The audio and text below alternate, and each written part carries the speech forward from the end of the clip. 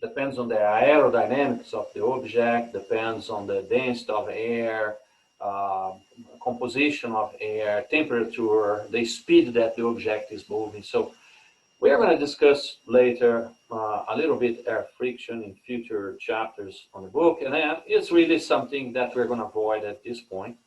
So the kind of projectile motion that we are going to do here is the projectile motion for an object close to the surface, and the only force present is gravitational force, is the force by gravity.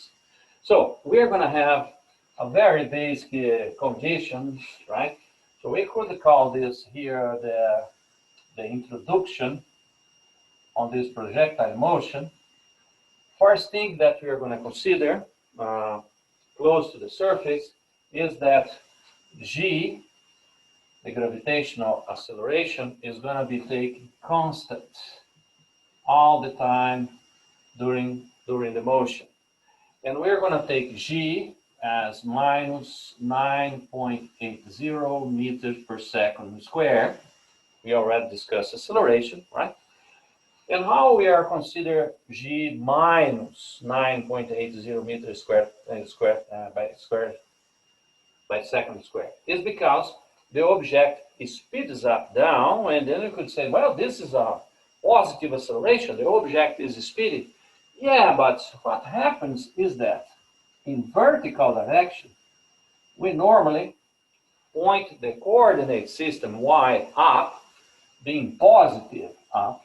So it means that if we have an object like a ball moving down under the action of gravity, we know that when something speeds up against the coordinate system, so that is one of the examples that I gave you about accelerated motion. There's a video about acceleration there, and you can check that. When the object speeds up against the coordinate system, it means that the acceleration is negative. Okay, so negative because it's an object is speeding against the coordinate system y that is taking up. But obviously, if you have an object moving up here, the delta y for an object moving up, the variation in coordinate, in vertical coordinate, is going to be a positive variation. And if you have the object moving up, every time that it happens, we have a positive velocity for that object. But if the ball falls like this, we are going to have this velocity negative. So that's the reason why we are going to consider g on the equations for projectile motion. We are going to consider g minus 9.80 meters per second squared, because it's an object accelerating against the coordinate system. It's not on the direction of the coordinate system. Okay, so it's against it because that must be minus 9.80 meters per second squared. Okay, so that is the first condition. We could call this one of the elements of this introduction, right? The second element that you're going to consider here is that the only force that is going to be present on the object is the gravitational force. So the only force that we are going to consider is gravitational force, right? So we don't have air friction, basically. So only force, gravitational force on the object is what we call the weight. We already discussed that, right? What weight is, mass times gravitational acceleration, right? We can calculate the weight. And that's going to be the only force on the object. That's going to be the second condition for the kind of projectile motion that we will discuss here, okay? And other thing that is that we are going to consider this force, like I mentioned, constant, always pointing down, that acceleration. The weight can be easily calculated, taking the mass times the acceleration, right? And we don't have any other force on the object. So horizontally or any other direction, you don't have any other force. Okay? So that's the second condition. And what we are going to consider horizontally. So The third factor event here in this introduction is when we consider the horizontal direction. Okay, so on the horizontal direction, so if you have a ball traveling in the air, right, at some velocity here, so in the horizontal direction, we are not going to have any forces on that direction. So no forces horizontally. It means that I don't need to worry about any acceleration horizontally on the ball. The only acceleration that you're going to have is gravitational acceleration vertical. And when we have a direction that we don't have any forces, right? So if the object is moving, let's say this is a velocity v, so I can get here a component, an horizontal and a vertical component for that force v, okay? And this horizontal component, what's going to happen with this component if I don't have no force?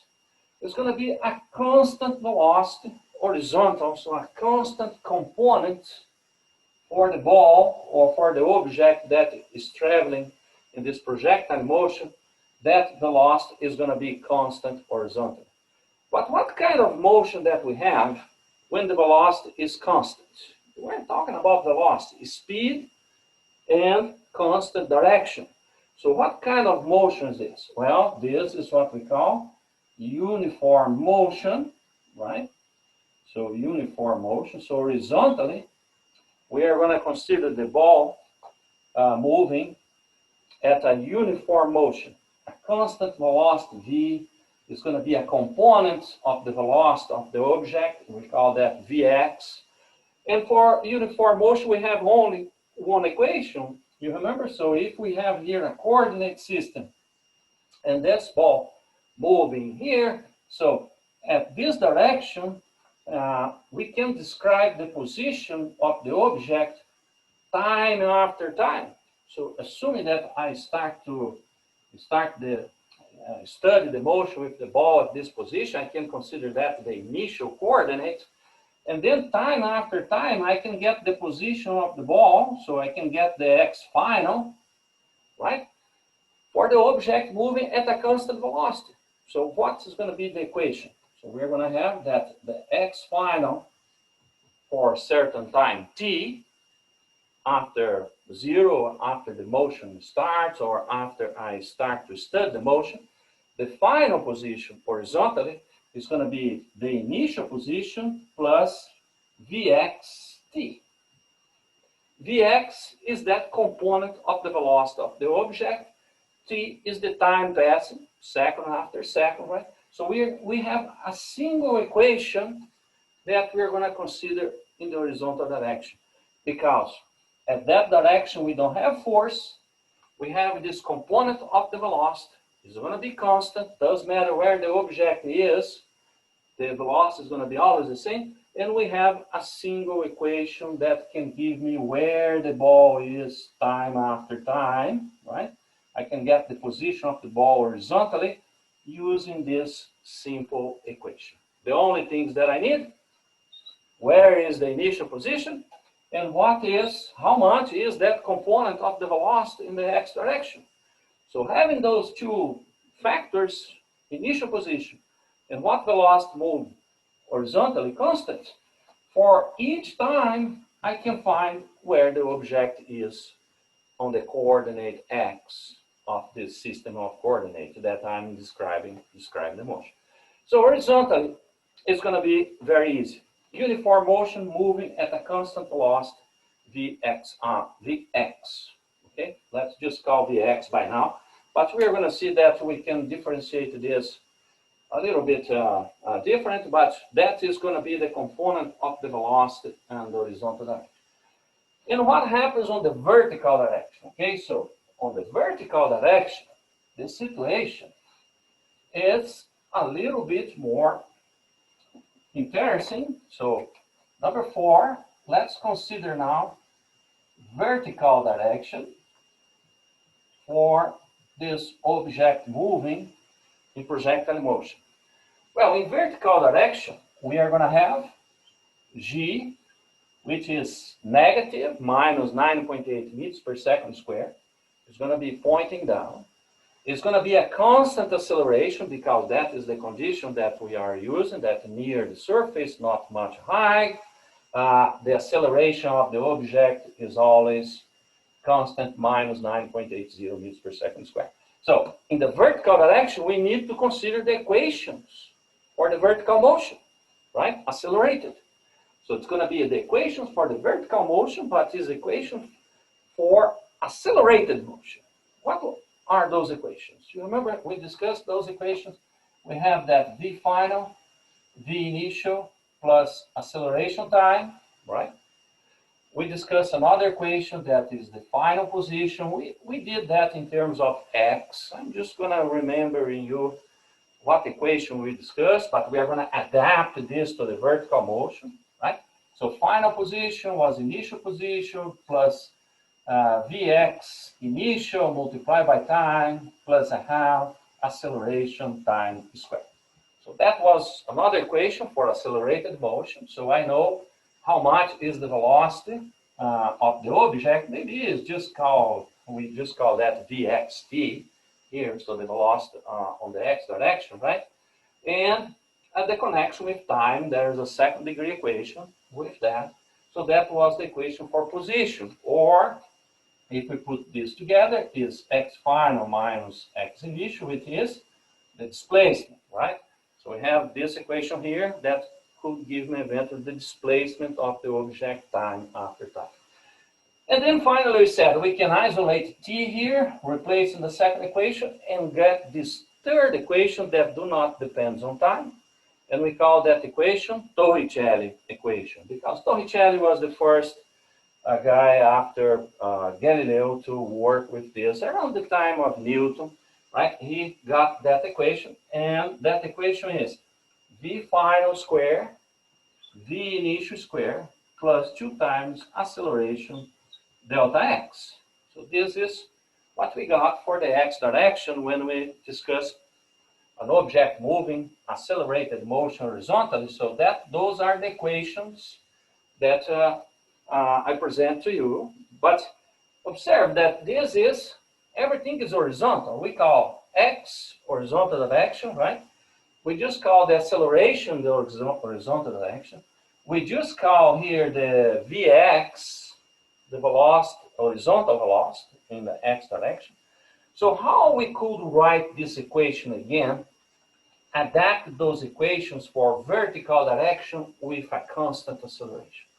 So let's do some modification on this equation here in order for us to have the set of equations that we're going to use for vertical motion. Consider constant acceleration g down minus 9.8 meters per second squared. So let's see how we can rewrite those equations, adapting those equations to the vertical direction, right? Well, the first equation is very easy, so let's erase it here so the acceleration is going to be constant. So the first equation, if we adapt that for the vertical motion, we are going to have that the v final after some time t, so if the object is traveling in the vertical direction, being thrown, after some time, what's going to be the velocity of that object, the v final? So that's going to be the v initial of the object, right? This v initial on the y direction, right? Because we need, consider that now we have a specific direction that we are analyzing here, and we are going to consider the v initial y, because this the same way is going to be the v final y. It's going to be on the y direction. This is the v initial y, this is the v final y after some time. And then we have minus gt, right? So remember that was plus at, right? But what we have for vertical direction is minus g. So we're going to replace the a by minus g, so then I have minus gt. So that's the first equation that we are going to consider for the vertical motion in projectile motion. So that kind of equation that is going to give me the velocity of the object time after time moving up. We are going to understand this better in a few minutes when I draw here a very important figure that you're going to understand better what I'm talking about here about those components. Okay, so those components of velocity, components of displacement, you're going to see with a graphical example. But that is one of the equations that we're going to use. The second equation, we are not going to have x anymore. We're going to have y directions, right? So we're going to have that the y final after some time. So the position that the object is going to be vertically, the y final after some time moving is going to be the initial height, the initial position vertical, plus, right? We're going to have v initial y, v initial y. What was the initial velocity that the ball was being launched, the object was being launched? So that is v initial y. Multiply this by t, right? And then we have here minus g over 2 t squared, right? Because we have a half a t squared, but a is what? Minus g. The acceleration for the object in projectile motion is minus g constant, so then we transform this a half a t squared in minus g over 2 t squared. So that's the second equation. And eventually here, if I take this delta y final minus y initial, so this is the delta y, that's the displacement, the vertical displacement of the object traveling once that object has this initial velocity y with that acceleration, and then I have time after time how much to get this the displacement of the object. Okay, and the last equation we are going to have that the v final at some time t square, and this again is in the y direction, right? So this is in the y direction. So the v final for some time is going to be the v initial y, right, square, right, plus, but again, plus 2a delta x, but a is minus g. So then I have minus 2g delta y. Okay. So that's the third equation. That's the Torricelli equation for projectile motion. So the equation that we're going to use in the vertical direction. V final y square, v initial y square minus 2g delta y. Right? So that's the third equation. So those are the three equations that we are going to use vertically in projectile motion. And horizontally, you remember we have just one equation, x final, x initial plus vt, vxt, right? So a single equation. Okay, so that is a good idea about the kind of equation that you're going to use. Eventually, we can see how powerful those equations already can be. So I'm going to give an example. The next thing I'm going to do, so this is the number 4. I consider the vertical direction. In the number 5, I'm going to do an example. I'm going to keep those equations here and do a very simple projectile motion and apply one of those equations in order for you to see how powerful those equations can be. Okay? So the example is this. I'm going to erase this part here. So we have the equations that you're going to use. Okay? So that's going to be now number 5. We're going to have an example. And we could call this example a simple projectile motion, right? Simple projectile motion. What kind of projectile motion could be simple? Well, that kind of projectile motion that I have the ball just moving vertically, right on the vertical, okay? So we don't have the ball doing that parabola in the sky. So we are not to consider that more complex situation that the ball is being launched from one point hitting another point horizontally, forming this kind of a parabola. We are going to see that it's not a piece of a circle, is a parabola because it's a second degree equation. So we're going to consider this example here. The case of the ball, the particular example that I'm doing is this. I'm throwing the ball down with some speed. So I'm throwing the ball leaves my hand with some initial velocity that I'm doing to the ball, right? Because I'm throwing the ball down. So let's assume in this problem that here's the ball, right? And then I throw that ball with a v initial y. And let's assume that I throw it 10 meters per second down. 10 meters per second. Uh-oh. Pay attention. You remember that y is positive up.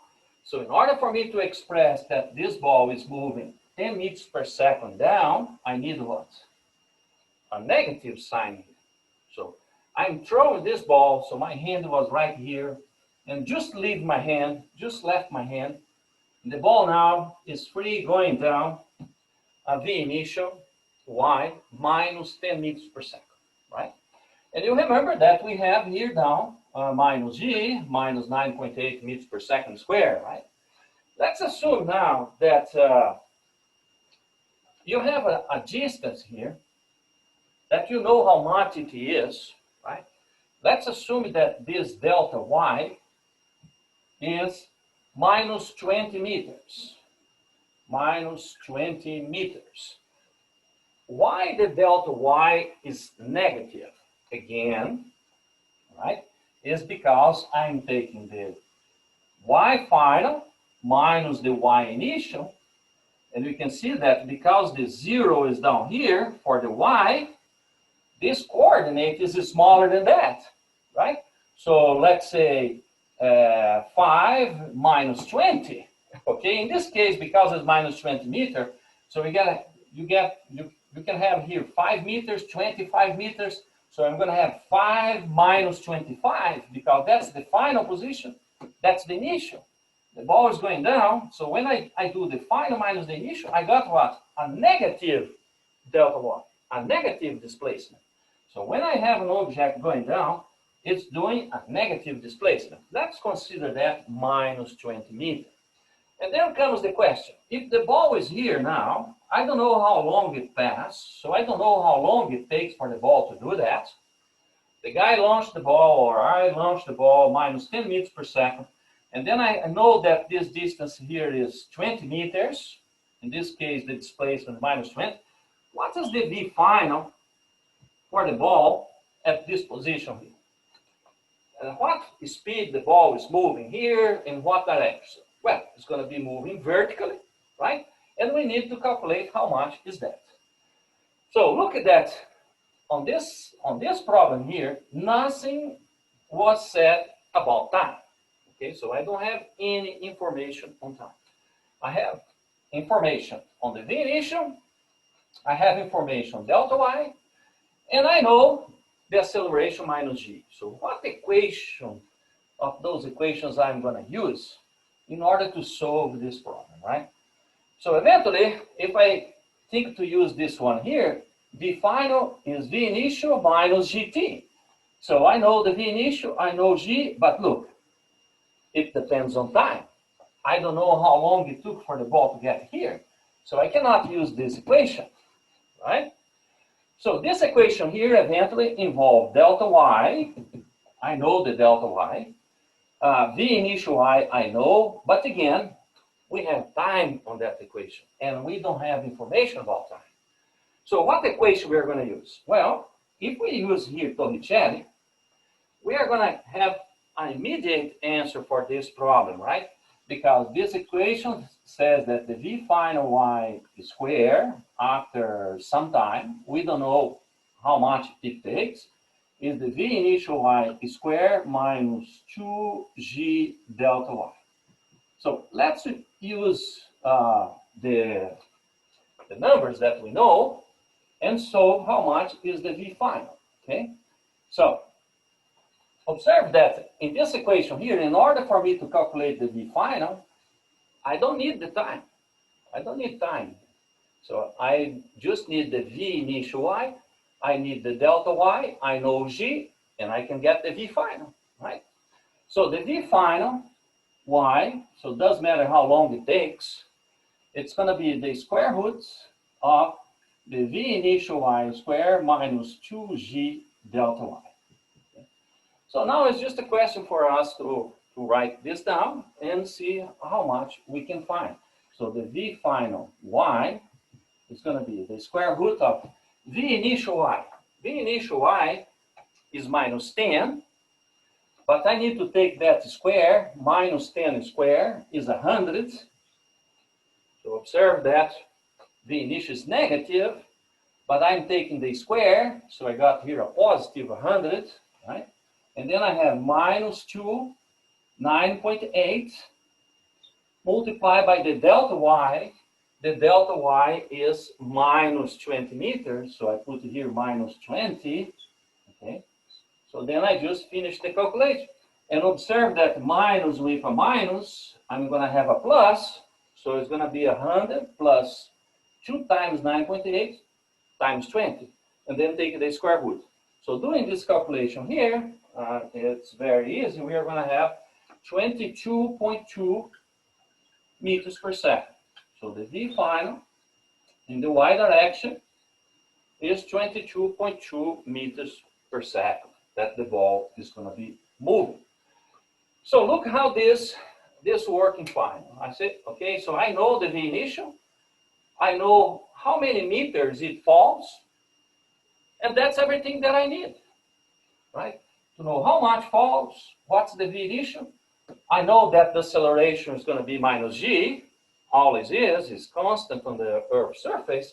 And then I can very easily calculate how much is the V final for the ball here at this position after 20 meters. We got 22.2 meters per second. But what else we have in this answer here? Because when I did this square root, this is a positive number, I got 22.2 meters per second. But the ball is moving down. So I need to come back here, okay, and take this negative, because in reality, the square root of a number is plus or minus something, right? You remember that? You have x is the square root of 4. So how much is x? X is plus or minus 2, right? So if I have the square root of 4, what's the answer? Plus or minus 2, because what's the definition of the square root? X squared is 4, right? So that is the definition of the square root. I'm looking for a number that the square is equal to this number here, that I'm taking the square root, right? So x plus or minus 2 is answer. So what answer that I'm going to take here? The negative answer, because this ball is moving down minus 22.2 meters per second. The ball now is not moving up. Doesn't make sense, right? You throw the ball keeps going down. So the velocity here is negative, minus 22.2. And remember that the square root of a number, the answer is plus or minus the square root of that number. And in this case, we are taking the negative answer, because that negative tells me what direction the ball is moving, right? You can say, yeah, that's a little bit tricky, right? Yeah, but because we are assuming a coordinate system, all the signs are important, okay? So I cannot just take the square root and assume that the answer is just the square root of that number. I still need to look at the direction that the object is moving and eventually pick one of the signs of the answer for the square root. In this case, it is the negative sign, because the object is moving down. Okay, so this is let's say an easy example for a kind of projectile motion. Okay, so I bet we could call this example here A. Okay, let's do another one, an example B, in a different situation, and let's see how we can use the equations to solve that. Right? So this second situation, again, is going to be a kind of an easy projectile motion because I'm just dealing with an object moving vertically, not throwing some distance horizontally, which is a parabola, is a more complex example. We're going to do that on the second part. So let's see here another example on part B. So this next example is this. We have a ball that is being launched here up. So somebody here launched the ball up, right? It's like me taking the ball and launch the ball up. So in this case, when the ball just left the hand of the person, the initial velocity y for time 0, we're going to consider that that's exactly time 0, the velocity of that ball is 50 meters per second. And that is a plus, right? That's a plus. Because if the ball is moving up, we know that for the coordinate system vertical, to be moving up, that's going to be a plus 50 meters per second. Okay? Okay, so the ball was being launched, and then this ball goes up, but look, G minus G is against the ball. It means that the ball is going to slow down, slow down, slow down, and at some point here, V final is going to be 0. Okay? So the ball moved up, you just launch the ball at some speed, at some velocity, because that's direction vertical, and at some point here, got velocity 0. I know that immediately after that, what's going to happen with the ball? The ball is going to start to come back down, right? Because everything that goes up comes back down, because gravity never stops. Gravitational force is always there, right?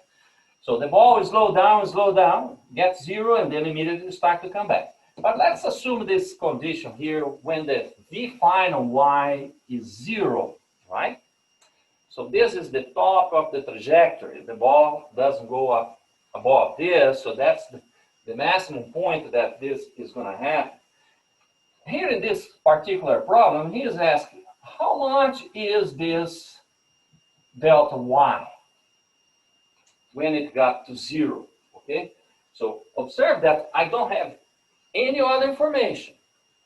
The only information that I have is that the ball was being launched 50 meters per second. I know that after some time, he doesn't say anything about the time, the velocity final is going to be 0, right when the ball hits the maximum of the trajectory, because then it's going to start to come back down again, right? But when it hits that point, he asks, how much is this height, right? Well, again, in this situation, we are going to use the Torricelli equation again, right? So V final y after some time, that we do not know how much it is, square, is the V initial y square minus 2g delta y, okay? So here, eventually, we can get that delta y. Why is that? Because how much is the V final? After this time, we don't know how much is this time, but we know that the V final at that point is going to be 0. Because the ball is instantaneously 0 at this position, and then it starts to come back down, right? How much is the V initial? 50 meters per second. We're going to take that square minus 2 times 9.8 delta y. So look at that. I take the 50 to the left side. I got minus 2,500. Minus 2,500. This is minus 2 times 9.8 delta y. So we can just flip the equation, cancel the minus, because I can just multiply this entire equation by minus 1. This is going to be positive, positive, flip the equation. Delta y is going to be what?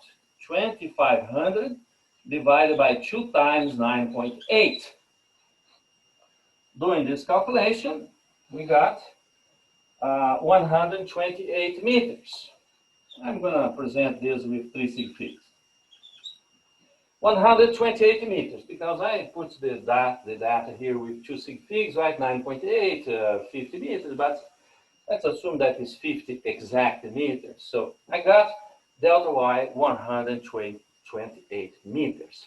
So when we throw a ball 50 meters per second, and in free fall, it means that's no air friction, that ball is going to slow down, get the maximum height, and then start to fall back again. How much is this height? 128 meters if you launch it 50 meters per second, right? So this is two examples that I gave you, part A, part B, that can show you how powerful those equations are, okay? We still could involve time here and then do more complex kind of problems, right? But this is going to be the problems and the exercise on this chapter for you guys to work with, okay? So I'm just going to stop here with those two examples, just to give you an idea how those equations can be powerful and how can we easily solve problems for object moving vertically. And let's start to study that more complex kind of a motion, okay? So let me erase this, okay? So the first thing that I'm going to do,